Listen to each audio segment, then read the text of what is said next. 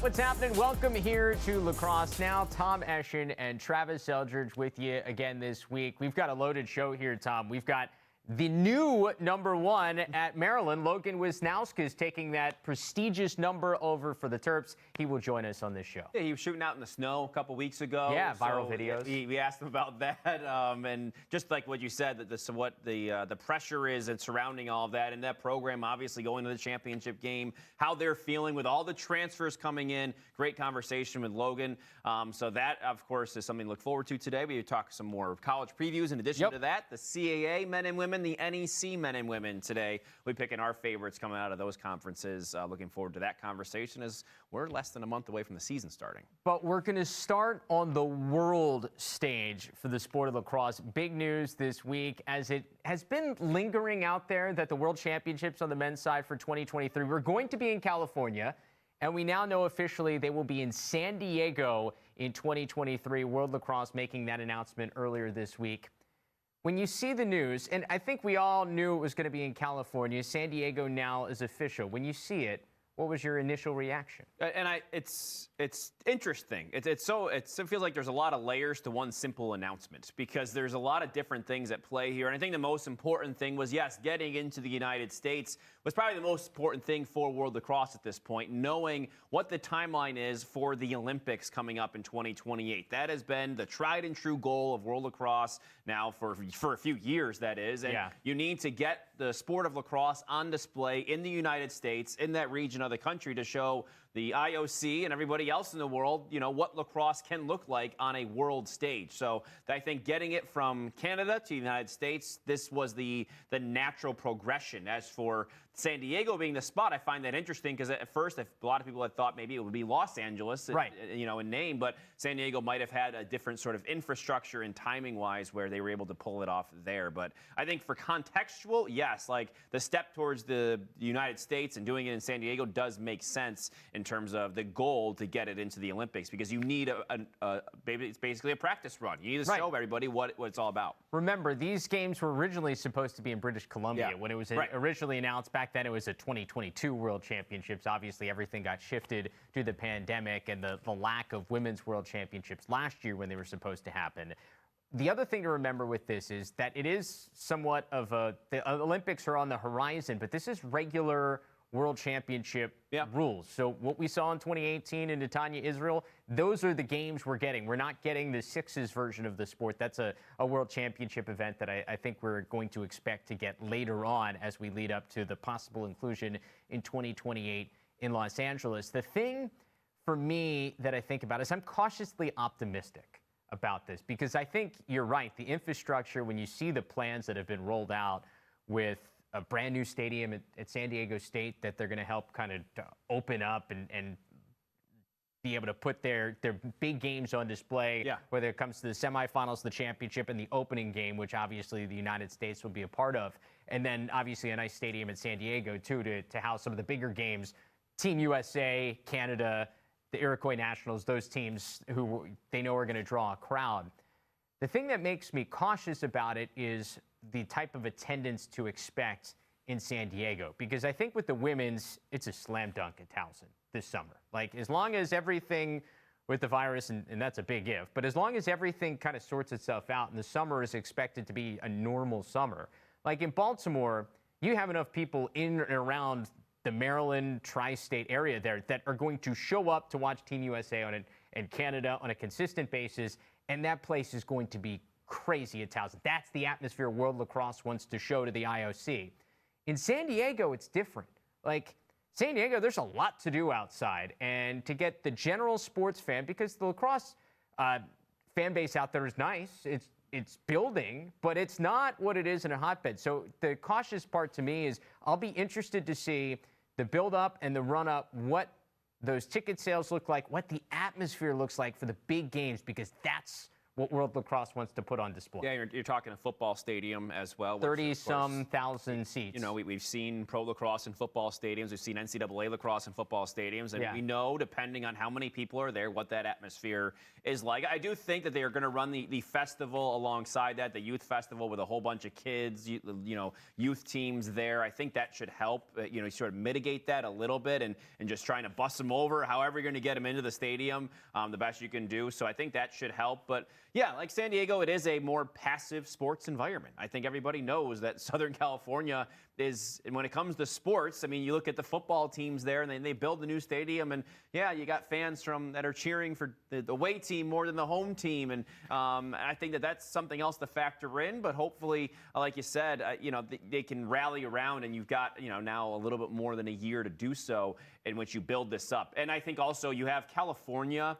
Maybe on the bigger stage of the world, I think maybe more people would know what that is. The IOC would maybe know what, oh, you're doing this in California, that's a big deal, rather than doing maybe somewhere like Baltimore. So I kind of feel like that could also be a part of it. Just the stature that the state of California being sort of near LA, maybe you can dovetail those two together somehow. And the way you're branding it, I think that also is a little bit higher on the world of people's list than Baltimore, Maryland might be. More people have heard about, California than Maryland. And I do like the ability to use this as an event as a way to expose more people to the sport in Southern California. Yeah. Oh, like, absolutely. I mean, you use this event, and San Diego, while it is a major city, it's a small enough city that, like, getting into the local media in LA as lacrosse, even at World Championships, is hard. Getting into local media in San Diego, as we've seen with the Seals, they've done a terrific job getting out in the community, trying to make that organization part of it.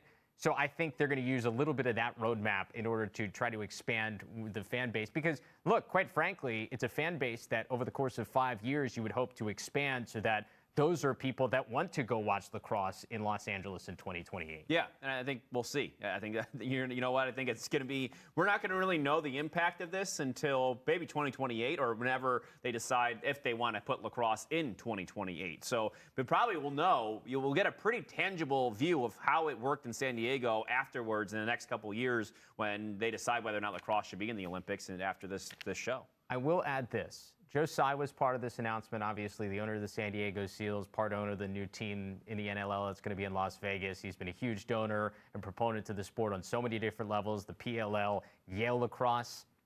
I believe in Joe Tsai. So after all my cautiousness when it comes to this announcement, I believe in what he believes in because he is a guy who has hit home runs left and right, and he believes in this sport. So I'm gonna put my allegiance behind Joe. And willing to invest in this sport as well. That's enough. Big time. You can believe as much as you want, but if you got the money to invest in it, he's putting his money where his mouth is, I guess, in a good way there. So let's stay in the NLL. How about that? Let's do it. All right, we'll transition on now because speaking of money, back on December 9th, I think it was, we bought some stocks in the NLL. We did. The question is, some investments. Have our investments been vesting? Have our portfolios grown in that time? Are we getting a dividend? That's about as many a stock we're working on vocabulary that I know. Yeah.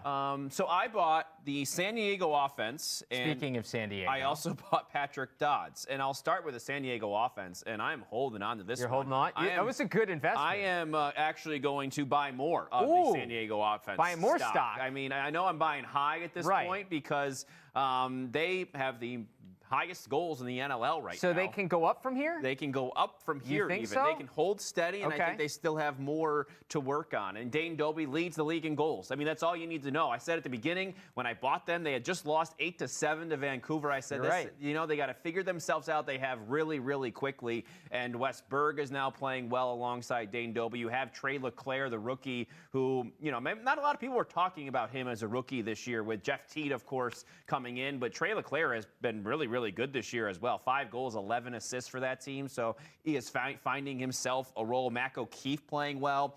And I think there's more to grow here because Austin Stotts, obviously coming off a big injury, 5 goals, 2 assists. As soon as he starts to maybe get his rhythm a little bit, you better watch out because San Diego can really do some work. And then one more reason why I want to hold on to them. They've got the next 3 games are against Calgary, And Calgary, they've only played 3 games. They've allowed 43 goals. If they played one more, they probably would have allowed the most goals in the league. Panther City, the most goals allowed. And then Albany also doesn't have a great defense. So the next 3 games, that's where my stock can go sky high. Okay, I like that decision. That was smart. Speaking of off of that first game, I bought some stock in the Vancouver Warriors after they came away with the win there in Game 1, 8-7.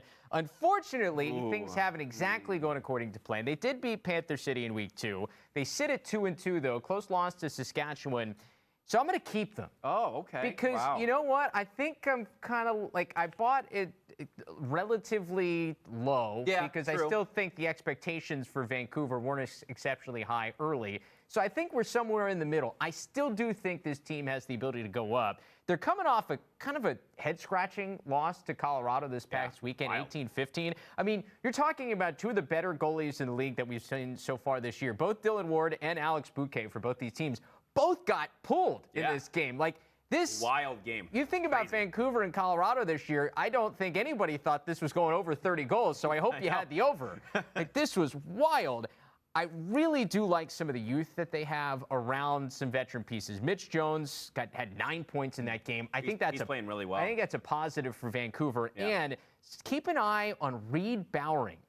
Out of non-faceoff guys that have not taken a faceoff this year in the NLL, he has the most loose balls of anybody, and he's a rookie.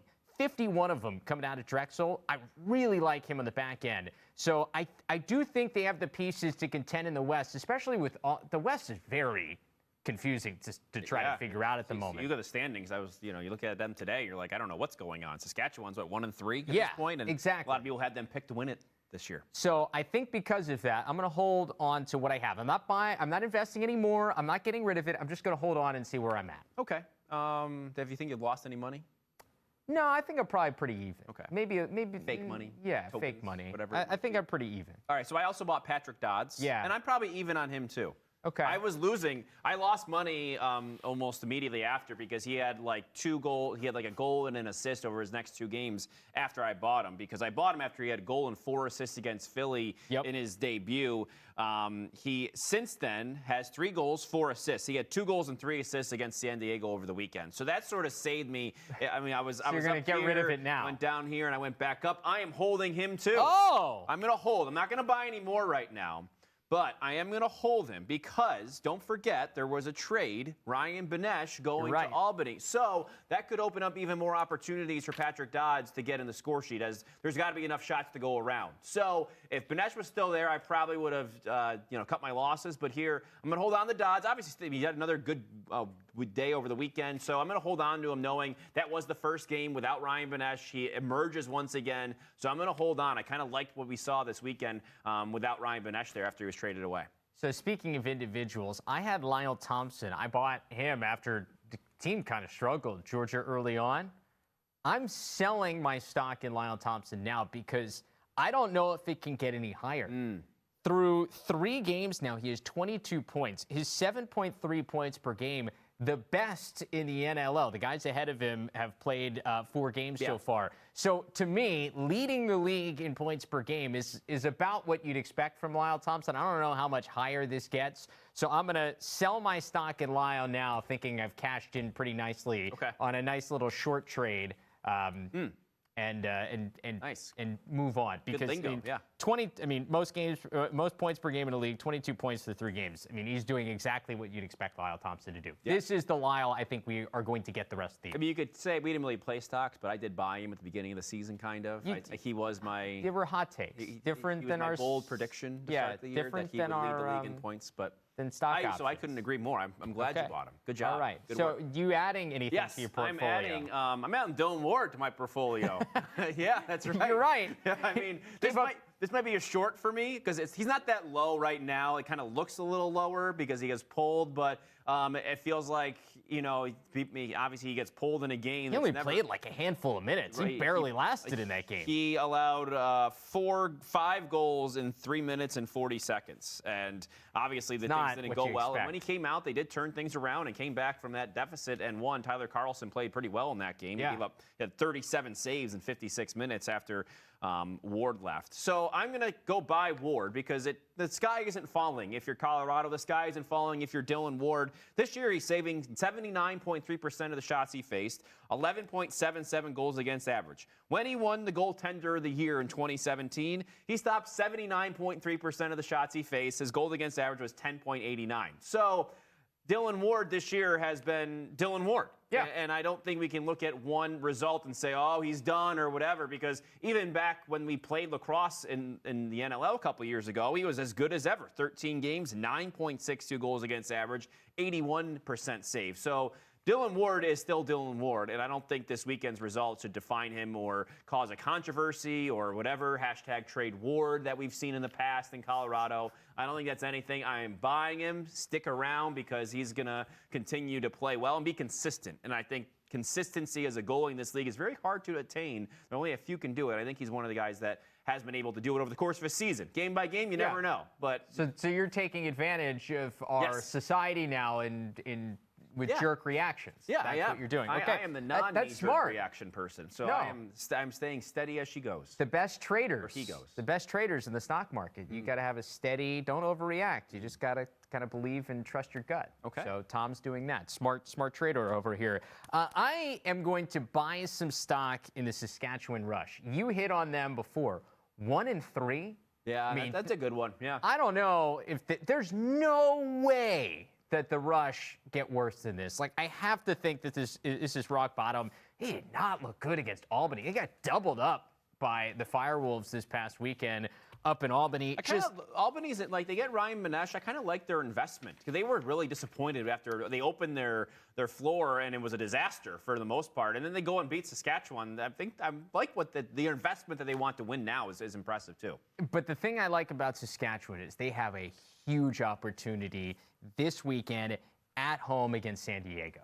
And I think that if they get a win at the SaskTel Center against the Seals, things start moving in the right direction, and all of a sudden you're looking at the Rush team that many expected to contend for this West Division crown, being that team once again. I mean, they have all the pieces. Mark Matthews still there. Like they've got the team to compete for a West crown. I think they just got to get things going in the right direction, and I think they do so this weekend. So I'm buying at what I think is rock bottom for the Rush. It does kind of feel like the West's going to be one with like a 500 record. It very well could or be. like one game over 500 because everyone's just going to beat each other. Because you got Colorado, of course, who you never they to me, I always have thought that they're going to be one of the better teams. Then you have Calgary, who were the champs, a couple of years ago now, but you always kind of feel like they're going to compete, with the guys they still have around there. And Saskatchewan and San Diego, it just feels like they're going to beat each other up a lot in the way the schedule is made. I think that could happen. We'll see. And Saskatchewan could be one of those teams that finish out one game over 500. So buy or sell our stocks at your own risk. But there's some advice for you if you're playing the NLL stock game. Yes, you can split the stock. I think that's how you share them, right? Yeah. Okay. Let's change gears to the college game. We're continuing our college previews before we get to Logan Wisnauskas. We've reached CAA week, obviously one that we know very well here at LSN with our relationship with the league, our broadcast agreement. Big schedule upcoming. That will come here in the next couple of weeks. But on the men's side, who do you like to win the league? I like Delaware to win the league. I think, last year, I don't really know what to make of their finish and, how things ended up at the end of the year, but they had one bad game. They had top 20 offense and a top 20 defense all year long in the NCAA. So you look at that and you're like, they had a good team last year. Things just didn't pan out at the end of the season. So they returned Mike Robinson, excellent. Ty Kurtz, excellent. And then I like what they have coming back on defense. Owen Grant, as we know, I believe he's one of the All-Americans for USA Lacrosse Magazine preseason. Kevin McCormick, the LSM Reed Kurtz. They had to bring back their goalie. They lose their face-off guy. But I feel like Delaware feels like a team that will be there more often than not now, and I think that they have sort of established that and over the last couple seasons after some good starts, and like we saw, like just being able to put themselves in a good position to win on a yearly basis. And I feel like this is a year that they can do it. But some of the other things going on with, Drexel, they lose a couple of guys, and I know they finished the season really, really well. I think Reed Bowering, for losing him for Drexel, maybe has more of an impact than you might think. Because you think about these guys that are sort of glue guys that bring you together. I think that might hurt Drexel a little bit, despite their great finish last year. And UMass, I'm not sold on. I think I have to see UMass play and exactly what will happen with them this year. But I don't think they're a given contender. They don't have to be every single year. I don't know if they have enough coming back to be able to do so. Yeah, UMass loses Jeff Traynor, which, I mean, guy I feel like has been there forever and obviously was such a huge impact guy on both ends. They've got some pieces that I think will fill in, but UMass is certainly, of maybe the top three, if you're looking at Delaware, Drexel, and UMass as the top contenders here, I think UMass probably has more to prove than the other two. And then obviously Towson has to be in consideration because, look, I mean, at the end of the day, they've added a couple of transfers. They've got a lot coming back. They've had a disappointing last couple of years, the Tigers. But at the end of the day, they're going to be in consideration for the tournament. And they're always a team you have to consider as a team that can win 2 games in 3 days and make it to the NCAA. Right. It almost feels like they're recycling a bit now in terms of what they're looking for to grow their next couple classes after having what felt like a peak, the teams of Alex Woodall, Brendan Sunday, like that group was the group, and now you sort of recycle back and have a couple years to find yourself at the top again. That's kind of feels like where Towson can do it, but they can maybe surprise some teams this year along the way too. For Delaware, the question is now, can you get it done at the end of the year? Because last year's team was the best that Ben DeLuca has had in his tenure there with the Blue Hens, by far. Like, they proved that they can do it in the regular season. They didn't, other than that game early against Mount St. Mary's when everybody was out, they didn't lose the games early on that were maybe the head scratchers. Like, they got the job done until they ran into Hofstra, who, because of COVID, they got a chance to play at home, and there are a lot of things work in Hofstra's favor on that day. And Delaware had a bad day offensively, which they didn't have many of last year. So the question is now, can you get over the hurdle? They do have to replace Charlie Kitchen that's a good point. on offense. And the thing with Charlie Kitchen that he made both Ty Kurtz and Mike Robinson better because he was the ex-attackman. So even if the ball skipped a couple of times from Charlie Kitchen's stick and he didn't officially get an assist, there were a lot of times that he was the one who started some of the offensive action. I'll be interested to see who steps into that role. Mark Bita is coming back for another year. Really great veteran presence on this team, so I like him as a guy who can. He's played both midfield and attack over the course of his career. I like him to be able to be in that mix. And the Accioni twins were both really young in the midfield. They come back. They're I think, now sophomores officially. I don't There's something. They're underclassmen. That's what I'm going with. The thing that Ben DeLuca always harped on last year in getting ready to prepare for Delaware games was actually, despite the fact that they had guys who had contributed, they were still very young. So another year of experience for all those guys gives them a lot of upside. However, I'm going with the team that won the thing at the end of the year in Drexel as my pick because this team is loaded. You mentioned losing Reed Bowering, and he is a big piece to lose. But remember, they didn't have him for a good portion of the regular season. He was injured for a portion in the middle of the year, toward the end of non-conference play, and into the beginning of CAA play, and didn't really slow down the Dragons at all. I mean, this team is loaded. Ross Blumenthal is coming out the best game of his career against Notre Dame. Very nearly. I mean, they were a minute and a half away from forcing overtime with Notre Dame. A Notre Dame team that very nearly beat Maryland, who went all the way to the championship. So, do the math there. Transitive property. I mean, this Drexel team was really, really good. I said it all year, and I nearly wanted to pick them against Notre Dame. They were so good. They won 9 straight up until that. Yeah, they were on Notre Dame. Fire. Yeah. And they all come back. So Blumenthal's back in goal. Ryan Genord, who missed some of last year due to injury, is back. Aiden Cole, who's become a really good goal scorer over the course of his career, he's back. And the sleeper to me, who's not being mentioned in a lot of these preseason articles about Drexel, is Luke Tomac, the midfielder out of Connecticut. He was a starter as a freshman there last year at Drexel. He was hurt at the beginning of the season, a guy that this coaching staff loved. Brian Volker was talking about him before he ever stepped on the field. And he stepped in. He's a big body. He can dodge downhill, and he's got a laser of a shot. I think he's a difference maker in the midfield, something that Colin Mailman did early in his career, but in spurts. And so he's gone, but I think Tomac may, if he can be more consistent with it, and we saw it at the end of the year, Tomac was a difference maker in the CAA tournament. I think he can be a real difference maker in the midfield. And then, like, you still have Sean Quinn, who's a shutdown #1 defenseman who can go up against some of these guys around the conference and lock them down. He's drafted by the Wings, too. Yeah. The NLL. And don't doubt this coaching staff. This coaching staff, Brian Volker, the fact he keeps this crew together is really impressive because you got Tucker Durkin handling the defense, Stephen Boyle handling the offense. I really like the dynamic they have going on, and I think they now have the talent to compete here at the top end. I think last year was a springboard to what could be a really, really good run for them. Yeah, I mean, it's just tough in conference play. Really hard. This conference is going to be loaded again. I mean, we mentioned Towson can beat anybody, of course. Then you got to go through like a UMass. Like UMass could be the best team in the conference. Yep. They haven't felt like it like after last year. But, I mean, Gabriel Prosick, it should be one of the best players in the league. And, they lose Jeff Traynor, but Kevin Tobin is back as well for them. So I think UMass, to me, could be a bit of a sleeper here under Greg Cannell. Obviously, they were so well coached year after year. And, they went through some COVID stuff last year, too, so you never know. Yeah, I mean, remember 2 years ago in 2020, we were talking about UMass as the best team in the conference, and before the season was shut down, they knocked off #1 Yale. Yeah. Like, the team is, and they've got a lot of those guys still lingering around because everybody's got extra years of eligibility now. So it's a really good team. This conference is between, I really do think you got the top. I really do think UMass is, along with Delaware and Drexel, the top 3. Towson is a really, really good team that will compete against those top 3.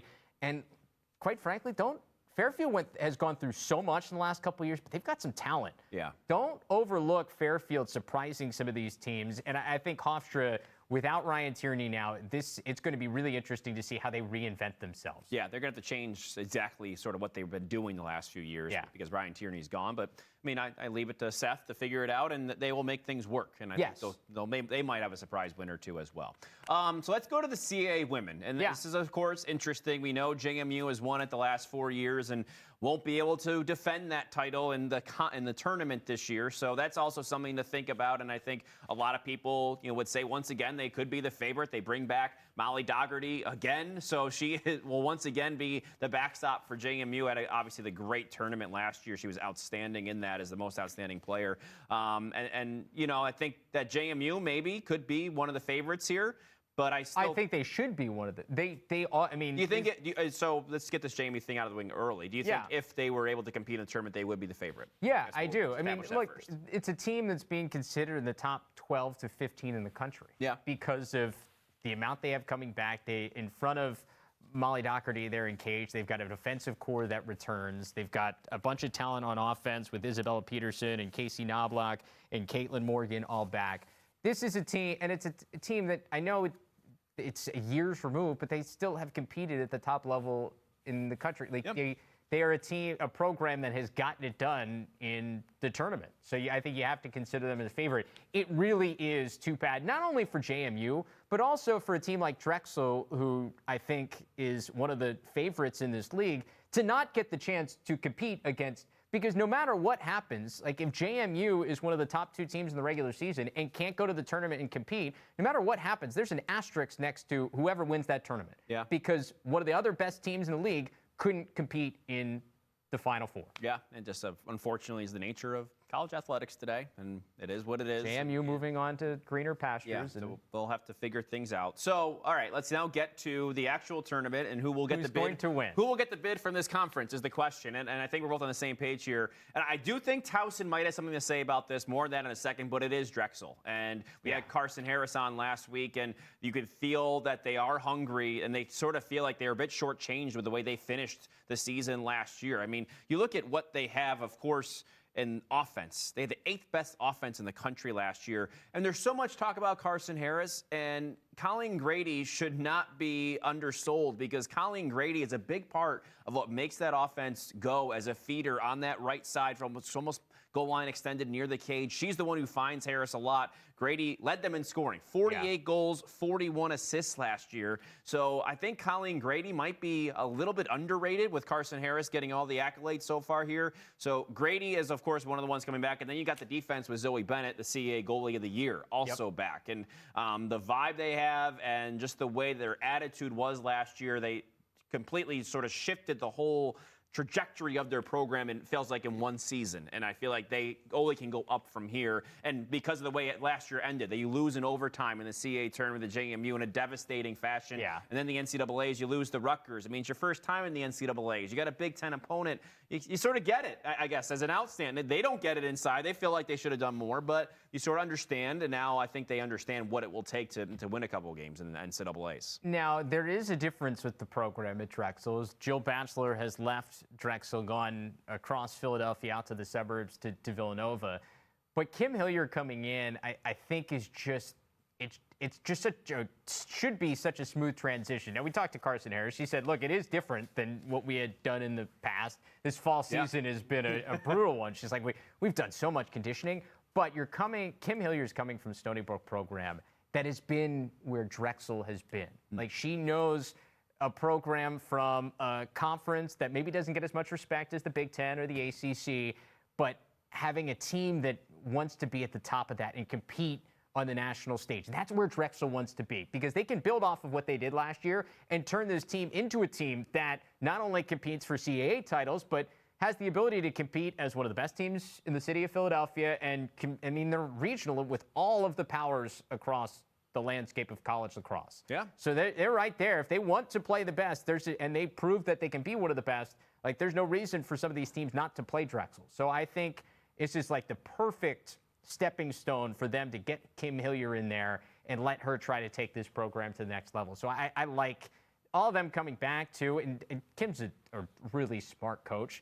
Like, when you're a coach, you obviously want to set your own culture, but when you know all these players are coming back from a team that was that successful, there's give and take there. And I think that's what is going to propel the Dragons to be a team that probably hoists the trophy at the end of the year. Yeah, I would have been a fly in the wall in the text message chain, because that's what I think Carson said. She said, yeah, we sort of texted each other, you doing it? Because if you do it, I will, and all that. That shows you they were so tightly knit because they've lost the Drexel. I remember when we talked to them before some of their games, they're like, we know what it's like to lose. We don't want to feel that way. And sometimes that can be a valuable skill to have, because you learn a lot from failure. You say you lose more, you learn more from a loss than a win, and they showed that last year. They've proven they can go out and win with anybody. So I think it's going to be Drexel, and with JMU not participating in the tournament, I think you always have to look out for Towson there. Yeah, 100%. Because Towson has maybe one of the best young talents in the country in Blair Perry, who was unbelievably good last year. 58 goals, 6 assists. She was the Rookie of the Year. That was her second year, technically. She led Towson in goals the first year in which they had the COVID stoppage. She got hurt in the Drexel game in the tournament, and that was an overtime win for Drexel on some fluky too many women on the field penalty that happened late in that game. So Perry got hurt in that game. You never know what could happen if she stays healthy and was able to stick out there. And I think that they're going to come back hungry. They have Lindsay Marshall, Olivia Malamphy on the backside defensively, one of the fastest players in the country. So Towson, I think, could be back, because they had a couple of kind of scratch head years. They play such a tough out-of-conference schedule that sometimes their record looks really bad at some point, some points in the season, but then they get in the conference play, like, oh, this is a good team. So I think Towson, now that you won't have JMU in that tournament, I think they might have something to say about maybe going out and stealing a title. Another person who has some things to say about how this season shakes out on the men's side is Maryland's Logan Wisnauskas, the new #1. He joins us now. So Logan Wisnauskas from Maryland joins us now. Logan, man, it must be good to be back on campus for one more year. How are things going?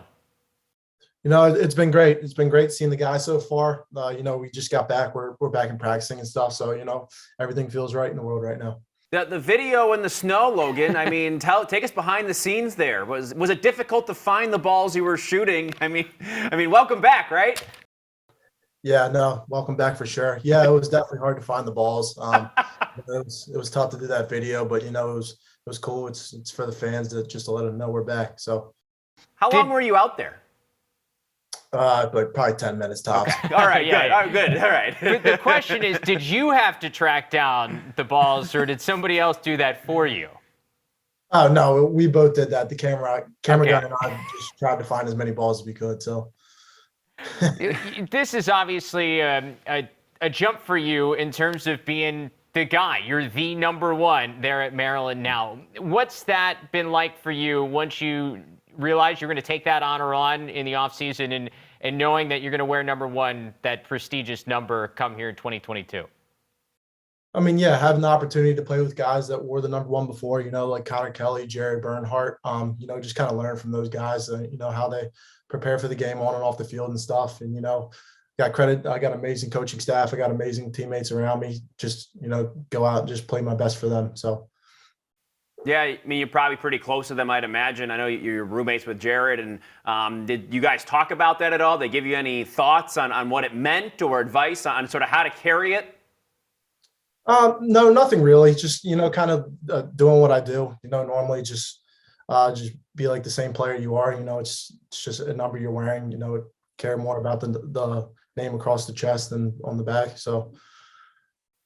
Watching what Jared did throughout the college football season this year, what did you feel? Were you surprised, not surprised at all? How did you watch? I mean, I watched through the Ferris State Bulldog portal. I wasn't surprised at all watching what he did. Knowing the kid, knowing the family he comes from, he's incredibly hard worker and stuff. And, that's apple doesn't fall far from the tree, from his dad and from his brothers down. So I kind of knew that was happening. That was to be expected.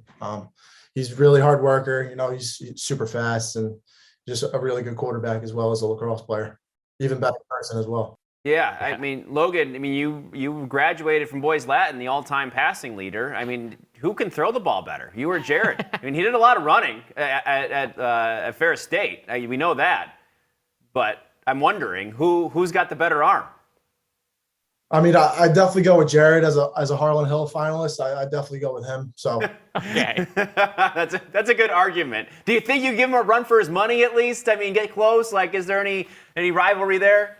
I mean, we'll have to see. I don't know. Maybe one day we'll kind of put it together, but I'd definitely go with him. All right. You're being very careful. I appreciate that. And you don't want to give any fuel to fire, I'm sure, to Jared or anybody else. So that's a professional move there, Logan. Good job.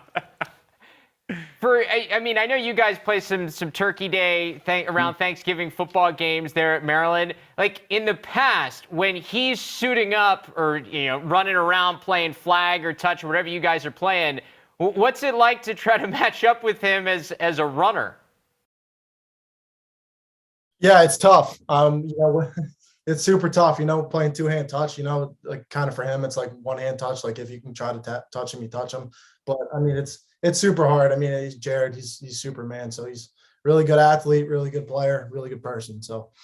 Yeah, I mean, he chose, obviously, lacrosse to start, and so did you. I mean, obviously, being such a talented athlete growing up, and you probably had all sorts of decisions to make, and now that you've obviously seen all that come to fruition in your college career and go to all these great heights and championship weekends, why was it lacrosse for you? Why was that the choice to spend your college days and these important days in your life playing? Yeah, I mean, I've had a stick in my hand since I could remember. I have a baby picture with a stick in my hand. My dad played in college. His last game in college, he won the '94 championship on then Bird Stadium, which is super cool when it was grass back then. So it's just I've had a lacrosse stick in my hand ever since I can remember, and it's just always been a passion of mine. Your career is interesting because you started at Syracuse, you redshirted there, and then you make the decision to transfer to Maryland. And there are so many players now, including now on your team, of guys that are transferring all over the place, whether it's earlier in their careers like you or now with the extra year of eligibility everybody has.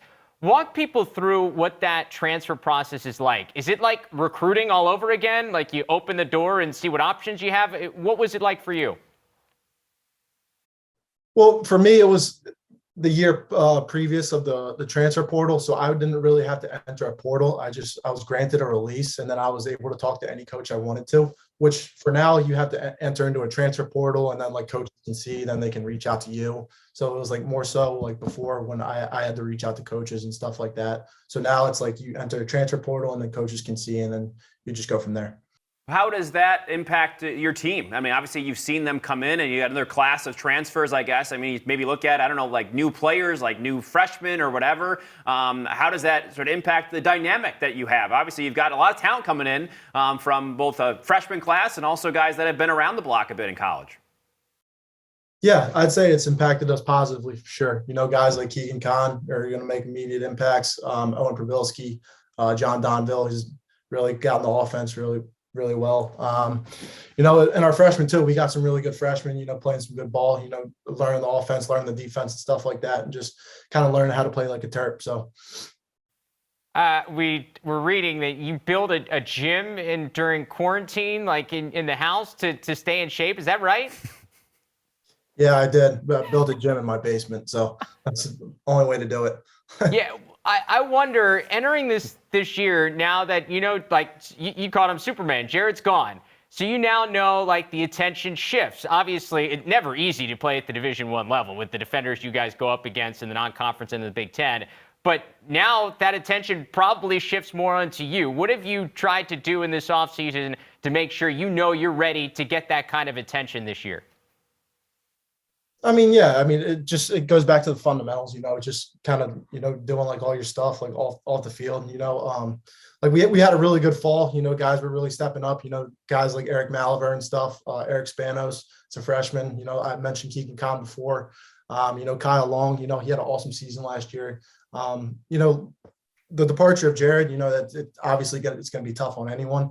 But, you know, there's 6 guys on the field playing offense for a reason. You know, it's going to be a well-oiled machine come February 5th. Yeah, how much do you use those experiences in big games? You know, I'm sure there's a hunger there, I'd imagine, in fall. Maybe it's a little bit different knowing that you've been close now the last few couple times around. You know, what does the feel like in terms of that hunger maybe to get there and win it this time around? Oh, yeah, the hunger's there. You know, at almost – I guess 75-80% of the team last year, you know, kind of smelt that, and, you know, still burns, you know, we're at the base of the mountain, you know, it's just come February 5th, it's time to start climbing the mountain again.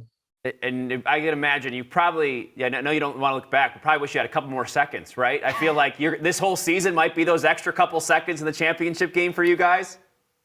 Yeah, no, for sure. You know, that was a really good game, you know, credit to Alex Road for that save, you know, it was a credible save, you know, it was incredible games, incredible to be a part of, and just didn't go our way, but, you know, that's life gets you second chances sometimes. So everything I've heard about your head coach, John Tillman, is that the atmosphere around that team is that it's a family and that, you know, every one of those guys is like a son to him. Describe what John Tillman means to you as not only just a player, but as a person. Yeah, no, Coach Tillman's a great guy. You know, he calls you, he checks in on you, you know, he's like a father on campus, you know, he's a super cool dude. You can talk to him about anything, really down to earth guy. He really likes to win, you know, he's a super good coach, knows his X's and O's and stuff. And he's an awesome guy. Is he one of those win at everything kind of, or is it like just lacrosse? Or are you guys playing like a board game or something and you know that he's in it? You know what I mean? Or some sort of team activity where he's got a team and you know what I mean? Is he that kind of competitiveness nature? I mean, yeah, he kind of breeds that in us, you know, like the be the best mentality, like whatever you want to, whatever you're doing, you want to be the best at. So, I mean, yeah, I would, to answer your question, yes. in short, yeah. A little more on the lighthearted note. I always ask this of players from Maryland. Obviously, it's the slogan is "Fear the Turtle." What should people be so scared of a turtle? That's a good question. Put you on the spot, I know. Yeah, I guess I would say it's bite. It's got strong jaws. Yeah.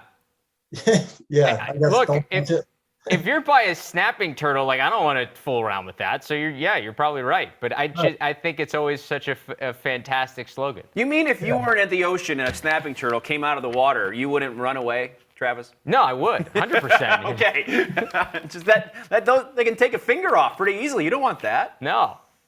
I'm sure Logan doesn't either. Yeah.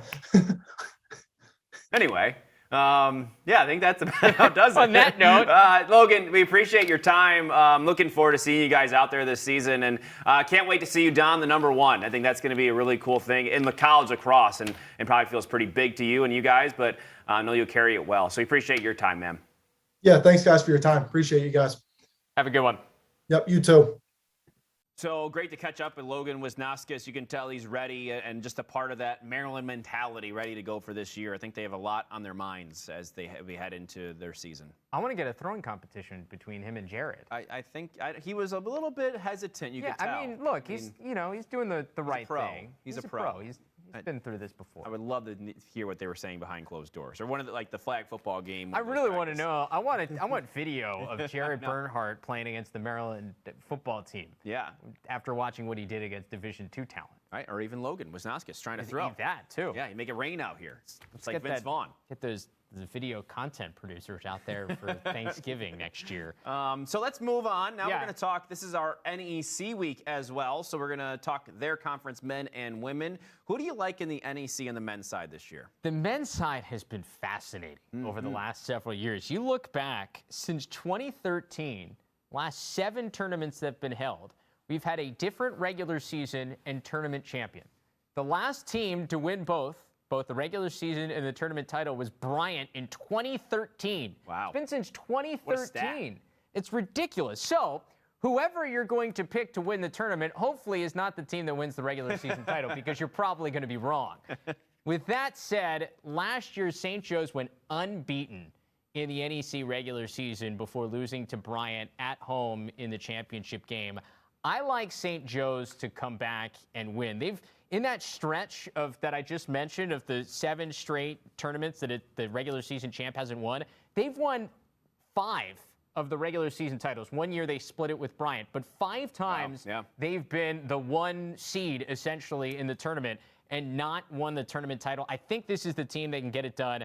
Zach Cole is a All-American candidate at the Face-Off X, won 68% a year ago. They lose their leading scorer and Matt Tufano, but their next couple of guys on their scoring list in Matt Bomer and Ryan Duran are back. Both of them were actually the leading goal scorers. Tufano was more of the assist guy. Yeah. So I like, and they bring back their goalie as well as a grad student. So I think they've got experience, and you can't underestimate the chip on this team's shoulder. I mean, when you are that close that many times over the course of your career, you got a bunch of veterans coming back. At some point, it's got to be the year that St. Joe's gets it done in the tournament. I think this is the year. Yeah, and it's kind of almost a head-scratcher. I mean, they beat Bryant 13-5 in the regular season. So you got to get to that championship game like, okay, we know how to handle them, and everything changes once you hit the NEC tournament. The pressure is different, man. Throw the records out. And they bring back a lot of their attack unit, most of their midfield, too. So, and I think that helps, of course. You bring back a few guys from each group, and that helps your continuity on a yearly basis. But I got to go with Bryant here. They get it done at the end of the year. They get it done at the end of the year. It feels like they are tested. And, I mean, they almost beat Virginia, let's not forget, in the NCAA tournament. They were, let's see, a 4-goal run to take a 10-8 lead with 3 minutes to go in the third. And in Virginia fashion, they scored 5 straight. Because that's what Virginia does. Right. No. But they gave them a game. That was a scare. Yeah. Like, I remember watching that game going, wait, is Bryant really going to do this? Yeah. Then they know that maybe that's a little bit of what they do, get them peaking at the right time, which it's not like every single program is able to do that. And not every coach and staff and every group can peak at the correct time. And maybe that's what you have with Bryant. I mean, you can't forget, Mike Pressler is one of the best coaches in the country, period. I mean, he's proven that throughout his career. He is one of the best guys in terms of getting a team ready, and he's made tournament runs over and over again, and that is a factor that you cannot forget. Yeah, they lose a little bit on defense coming back, but they do bring back their top 5 scorers from a year ago. That's huge. Logan McGovern was one of the best players in the conference last year, 20 goals, 26 assists, so he makes that offense go. And I think that they can maybe combine to do really well in the regular season and really well in the postseason. But when it comes to the postseason, you already have the experience. You've played in one of the biggest games of the year for the national champion and almost beat them. You took them to the brink. I feel like in the fourth quarter now, they know what it takes. And that is going to help them all season long. That helps anybody when you learn from all that. So I do like Bryant to come out, and I think they can take this again this year. They're going to win both the regular season and the tournament title? Yes, wow. I do. Okay. I like St. Joe's. I'm kind of hoping St. Joe's doesn't win the regular season now. No offense to the people at Hawk Hill, but... I mean, Hobart also gave Bryant a game in the NEC semifinals. They also got, Hobart, of course, not too far, but they've got some Syracuse guys from, Syracuse, New York, an ESM kid. Upstate. West Jenny, I think they've got a kid from. They got, let's see, Derek Madonna. He led the team last year, 22 goals, 12 assists. Ryan Archer, that name from Syracuse. Their second leading scorer, Anthony DeTalis, a Camillus kid. So I think that, Don't count out the Statesmen. You can never count out Hobart, but no, they've had some high-flying offenses the last couple of years. They have. So I think that maybe they could be sneaky. Got that local flavor. I thought I'd point out some of that as a 315 guy myself. Big upstate New York fan. I mean, there's a lot of talent that comes out of there. There is. You're right. A lot of athleticism over the years. That's Syracuse. They keep rolling with it. Yeah. Anyway, let's move to the NEC women. Who do you like? The NEC women, let's see here. It, to me, was a two-team race between Mount St. Mary's and Wagner. Mount St. Mary's, who ended up beating Wagner in the title game, ended up getting killed by Duke in the NCAA tournament. For Mount St. Mary's, though, they lose too much. They lose a lot of their scoring from a year ago. They got some things coming back. Beanie Colson, great draw control in the circle, but I think it's going to be Wagner. They just have too much experience coming back. Don't forget, they won this conference a couple years ago.